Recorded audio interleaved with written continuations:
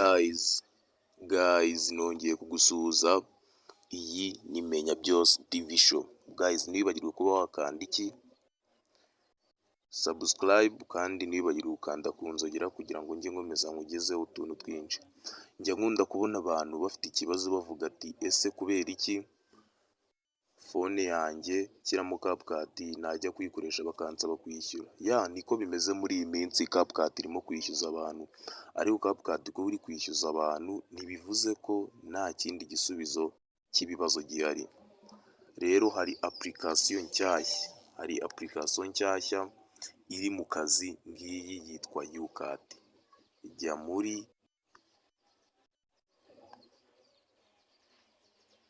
muri Play Store yawe usacingemo ijambo YouCut, nushaka wongeraho video editor and maker.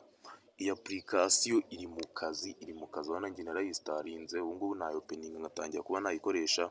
Ako guys, iyi application uyikoreshe, ni application irenze. Ikindi noneho kirenzeho si ukuvuga ngo ni application iri hasi cyangwa se itajya ikoreshwa cyane.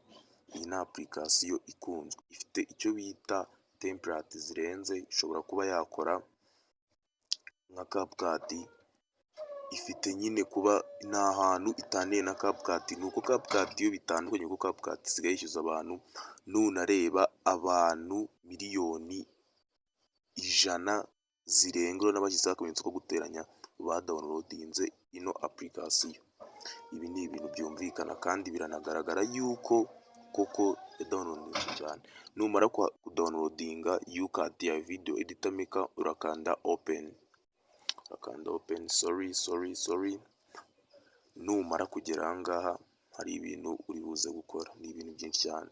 For example, ushobora kuba wenda ushaka kuba wakora template. Hari ukuntu bakora template ukabona video irimo iraryoshye sana.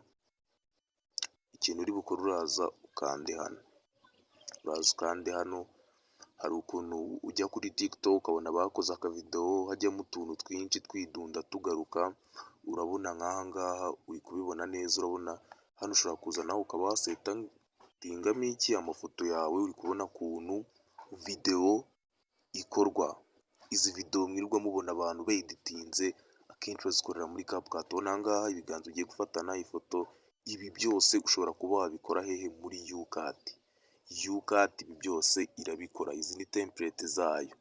Noneho aba content banga kuri YouTube, ushobora kuba ushaka iki?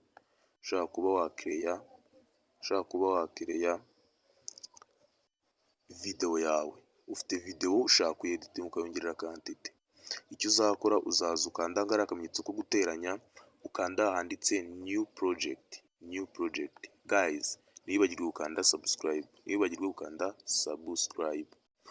Ikintu uzakora nk'umu content, uzaza hano, urabona hari video, hari photo, icyo ushaka cyangwa ugakanda kuri all kugira ngo byose ube wabireba. Guys, for example, nshobora kuba nshaka gukora video yanjye nka editinga kurushaho. Nzaza nkande kuri video yanjye nshaka, nkanda ngara agafresh ko gukomeza. Guys, video yaje ngiyi aha ngaha. Ariko guys, hari ikintu kimwe utazibagirwa. Size ushaka ya video yawe ushobora kuba wayikora. Ati gute? Hano hari akantu kanditseho FG muri kukabona aha ngaha, kanditseho inyuguti ya B na G. Ushobora kuza ukagakandaho. Urabona aha ngaha hari uburyo bwinshi. Niba video yawe ugiye kuyishyira kuri Instagram ari video isanzwe, ushobora guhitamo aha ngaha street cyangwa shoots, ushobora guhitamo aha ngaha. YouTube ushobora kuba wahitamo aha ngaha. Urabibona ukuntu biza bimeze, ukazuminga fresh kugira ngo video ize kugaragara neza. TikTok ushobora kuba wahitamo aha ngaha video yawe n'ubundi ukayishyiramo fresh. Urabona yuko nyine hari uburyo bwinshi wakora. Katubare yuko yari iya YouTube ngiye gukora. Nzakanda ku kantu ka YouTube muri kukabona hano, video yanjye nyizuminge neza. nyizuminge neza, video yanjye nyizuminge neza.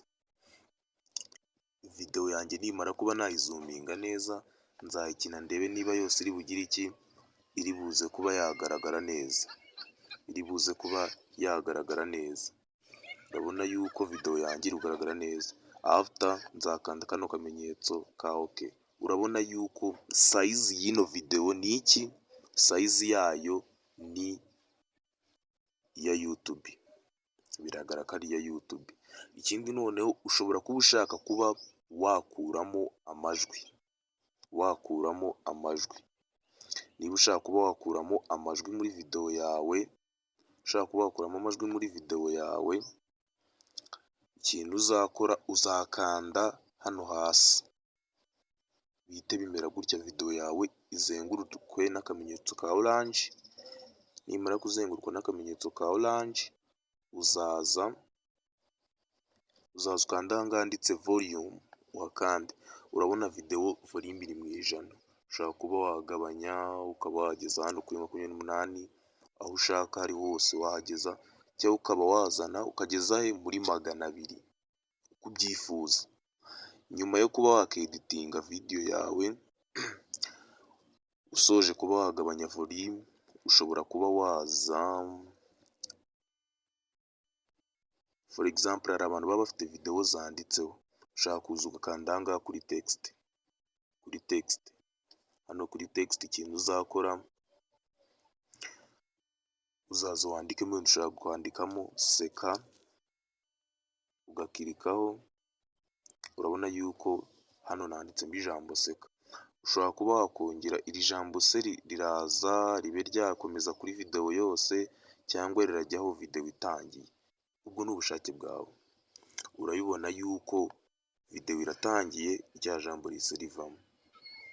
Ibi ni ibintu byoroshye guys, ni ibintu byoroshye kandi binaryoshye. Guys, video yawe wayeditinze, wasoje kuyeditinga.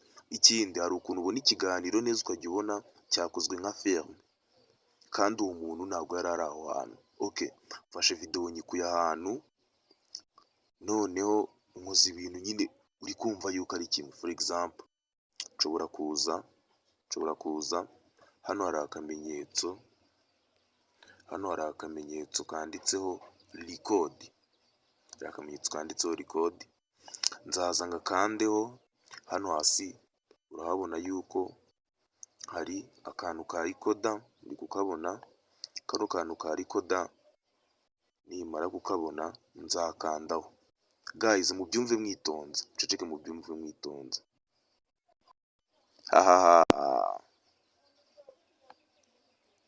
Guys, ibi bintu uze kubyumva witonze. Kano kantu ka record uzagakandaho nurangiza urikodinge, uvuge paka video yawe irangiye. Nusoza kurikodinga ukande yes. Ikindi, ushobora kuba ushaka kwadinga indirimbo kuri video yawe. Ni ibintu byoroshye.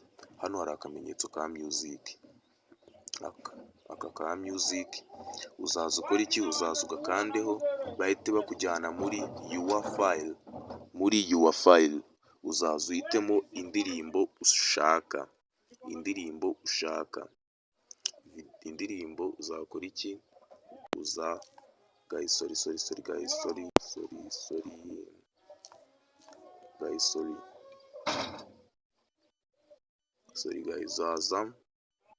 uhitemo indirimbo ushaka hano muri file yawe, uyikirikeho.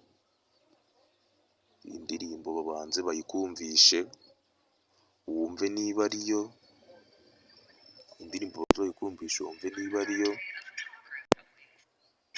Ube wanayikata ushaka kuvisha hehe. Indirimbo ukande kuri use kugira ngo uyikoreshe. Indirimbo ngiyi. Noneho ushobora kuba wari wifatiye amajwi yawe, kandi indirimbo nayo iba ifite volume. Icyo uzakora, uzakanda kuri aha ngaha kuri edit y'indirimbo, uhitemo volume, uyigabanye ugeze ahantu ushaka. Hari ukuntu umuntu akora ikiganiro ukajya wumva harimo nk'akaririmbo, for example nka Ruki cyangwa umuntu bita Mwanafunzi. abo ni abantu bacu twemera cyane, ni aba content barenze mu Rwanda, ubona yuko video zabo haba harimo akabiti cyangwa indirimbo nyine kwinjiza muri mood, ukaba wakumva ikiganiro neza. Guys, ibintu birebe wishimye kandi bizagufasha. Ikindi, hari ukuntu ureba video ukabona iri kwirukanka, hari ukuntu ureba video ukabona iri kwirukanka fo, mbaza ngo babikorera muri YouCut.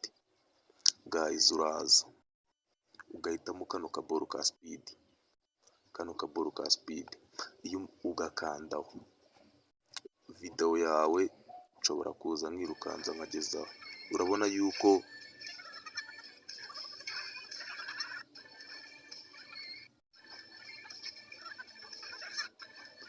guys, ngire ngo murabibonye ukuntu bigenze, urabibona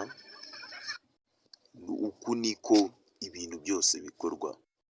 Guys, wakibaza ngo nindamuka nsoje kuba nakora byose nzakora iki? Ninsoza kuba nakora byose nzakora iki? Uzaza hano hejuru handitse save, hano handitse save, handitse save, ukande gusevinga video yawe umaze gukora. Urabona yuko quality yayo ni high, iri high, quality yayo iri high, na resolution ubishatse wayongera, na resolution ubishatse wagira iki? Wayongera, frame rate ubishatse nayo wayongera. N'ahandi bakubwira ngo video yanjye ngo ntabwo ifite quality iri hejuru, ngo ese ngo nabigenza gute? Byose waza ukabikora hano muri YouCut, birakunda. Kandi YouCut ifite n'amatemplate adafitwe na CapCut, ushobora kuba wayikoresha utishyuye, video yawe ikongererwa quality kugira ngo kuri YouTube irebwe. Ugakanda hano kuri save, ukanda hano kuri save, video yawe nta kindi kizaba, izisevinga muri phone, izisevinga muri phone. Biragaragara hano hejuru ko video yawe YouCut imaze kuyisevinga. Uzakandaho, uzaza uzamuke nyine muri app zawe urebe, nurangiza uze muri gallery uze kureba ese ibyanjye nakoze bimeze gute. Hano hazahita hazaho folder ya YouCut, uzakandaho video yawe ngiyi wasoje kuyikora. Guys, ibi ni ibintu byoroshye cyane, wabishobora nawe wabikora kandi video yawe igakomeza gutera imbere.